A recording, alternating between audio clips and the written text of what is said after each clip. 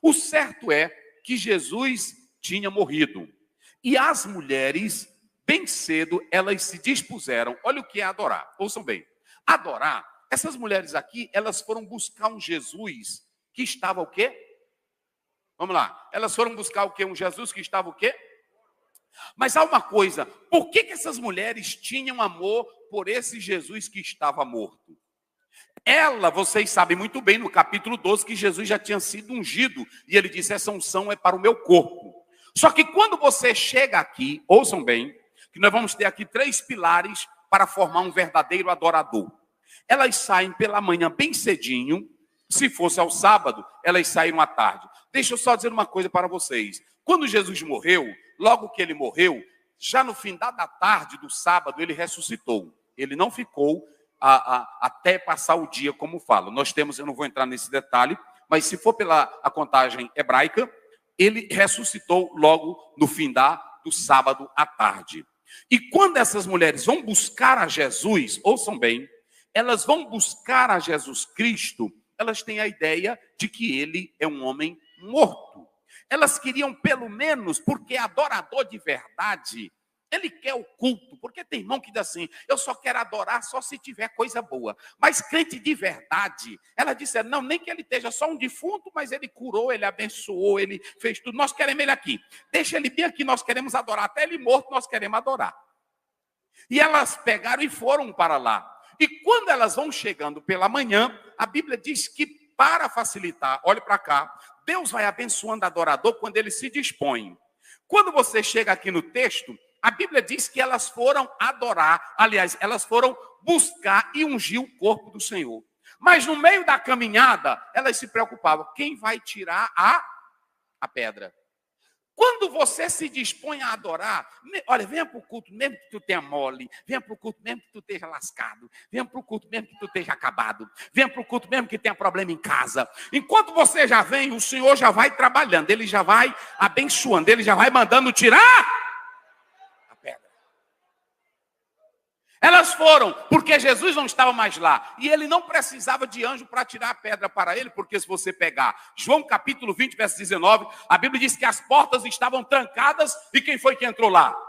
Jesus. Aí Jesus passou e disse, Shalom, Pai, seja convosco. Aí todos estavam dentro da sala. Como foi que tu passou por onde? Não, ele já era Deus Todo-Poderoso, nada ia deter ele. Ele passou pelas paredes, ou seja, então ele não ia precisar de um anjo para tirar a pedra para ele.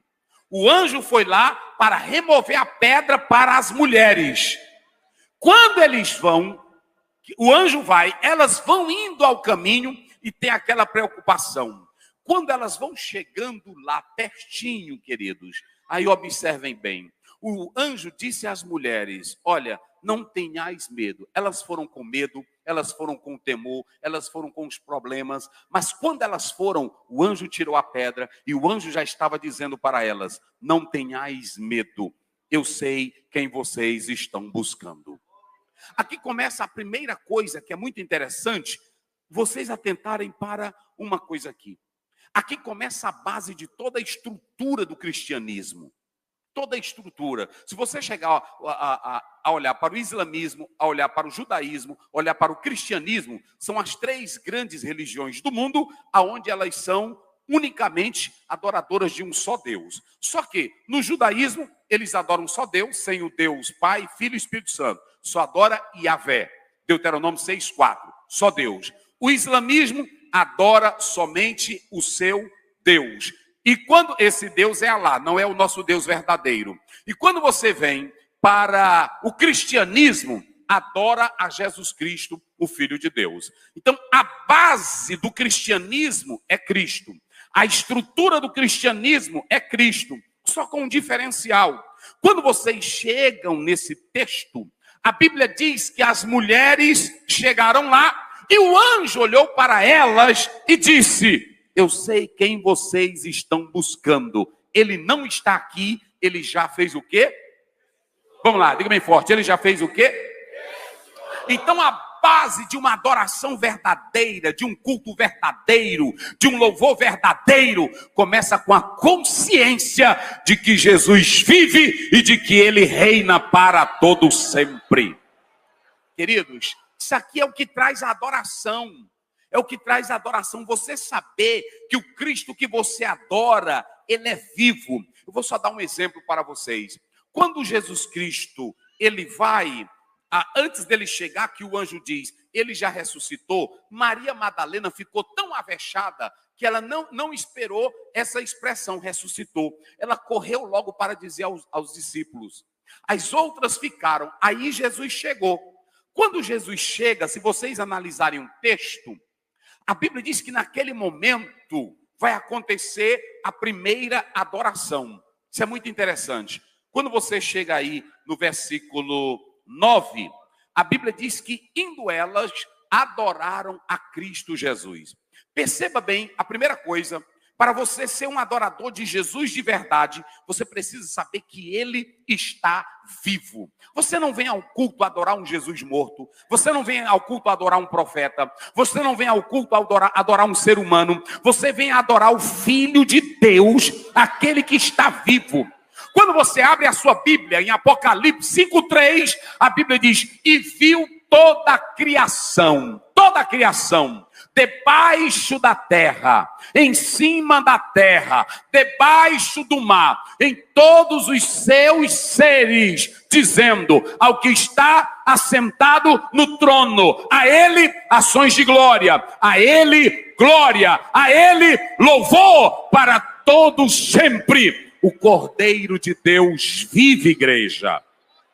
Então, a Bíblia diz que quando você olha, você tem que ter essa compreensão de que ele está vivo. Um adorador de verdade, a primeira consciência dele é que Jesus está vivo. Meu irmão, para você ir pregar no meio da praça, só se realmente souber que Jesus está vivo.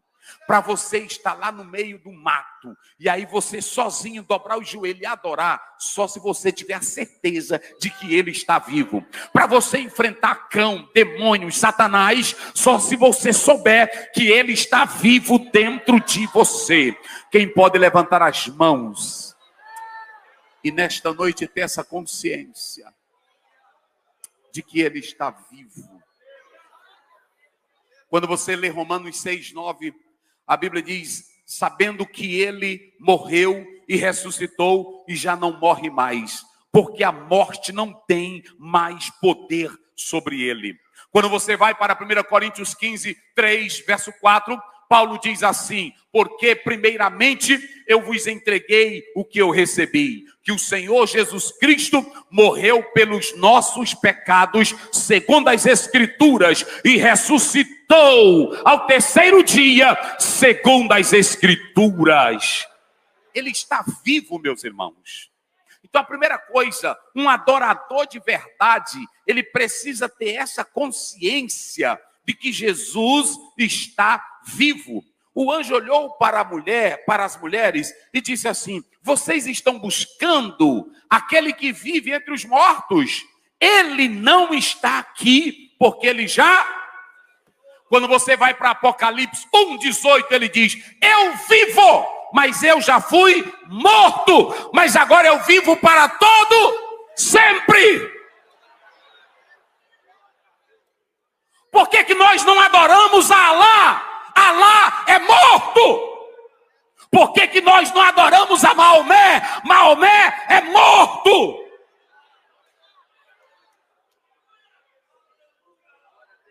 E por que a gente adora Jesus? Por que a gente na praça, na rua, em casa, em qualquer lugar adora Jesus? Porque ele disse, eu fui morto. Eita glória. Eita glória. Quem glorifica a Deus? Eu fui morto. Vocês sabiam, irmão, se todo crente tivesse essa consciência de que Jesus vive, nós não teríamos culto frio, nós não teríamos crente frio, nós não teríamos igreja mole. Agora, o problema, olhe bem para cá, é que nós não entendemos essa centralidade da teologia bíblica, de que Jesus Cristo vive. Esses crentes, como eu falei agora há pouco aqui, por que eles sobreviviam temporais e crises e momentos difíceis? Porque eles sabiam que Jesus estava vivo. Vamos lá, eles sabiam que Jesus estava vivo. O que faz uma moça, o que faz um rapaz querer pregar em outro país, sabendo que pode custar a vida dele? Sabe o que é? Ele sabe que Jesus está o quê? Não é simplesmente eu pegar um violão e cantar. Não é simplesmente eu dizer assim, me dê tanto para eu cantar aí, que eu vou apresentar meu show adorando. Não, adorar Jesus, irmão, é tu olhar para o feiticeiro, é tu olhar para o drogado, é tu olhar para o homem cheio do diabo e dizer, Jesus pode te transformar. Por que ele pode? Ele está vivo. Só quem pode levantar as mãos. Diga comigo, ele vive. Ele vive. Ele vive.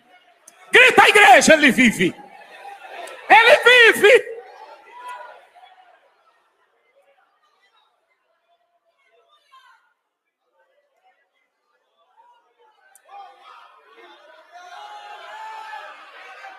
Olhe para cá. Vocês sabem, pastores, como é que o mundo olha a nossa fé? Olhe para cá. Quando você lê Atos 26, depois você pode ler. As autoridades chegaram e disseram, tem um homem aí preso chamado Paulo. Tem muita cultura, não foi assim? Tem muita cultura, mas está doido. Ele anda defendendo um tal de um defunto, chamado quem?